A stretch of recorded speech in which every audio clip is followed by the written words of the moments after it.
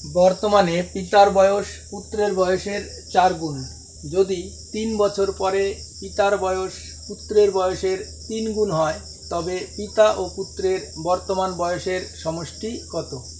Option A 20 বছর, option B 25 বছর, option C 23 বছর, অপশন ডি 60 বছর। বর্তমানে পিতার বয়স পুত্রের বয়সের 4 গুণ, অর্থাৎ বলতে পারি পুত্রের বয়স 1 বছর হলে পিতার বয়স হবে 4 বছর। তাহলে এখানে পিতা এবং পুত্রের বয়সের পার্থক্য কত হবে? 3 বছর। আর কি বলেছে? 3 বছর পরে পিতার বয়স পুত্রের বয়সের 3 গুণ, অর্থাৎ 3 বছর পরে পুত্রের বয়স 1 বছর হলে পিতার বয়স 3 বছর। তাহলে এখানে পিতা এবং পুত্রের বয়সের পার্থক্য কত হবে? 2 বছর। তাহলে আমাদের কী করতে হবে? এই সারি বরাবর পার্থক্য দুটোকে সমান করতে হবে। পার্থক্য সমান করতে গেলে এই যে 3 আর 2 এদের লসাগু বের করবো। তাহলে 3, 2 এর লসাগু কত হবে? লসাগু হবে 6। তাহলে 3-এর পরিবর্তে যদি এখানে 6 বানাই, তার মানে যেন 2 দিয়ে গুণ করেছি, তাহলে 4 দুগুণে 8, 2 একে 2। আবার 2-এর পরিবর্তে যদি 6 বানাই তাহলে যেন 3 দিয়ে গুণ, তাহলে 3 একে 3, 3 তিরিখে 9।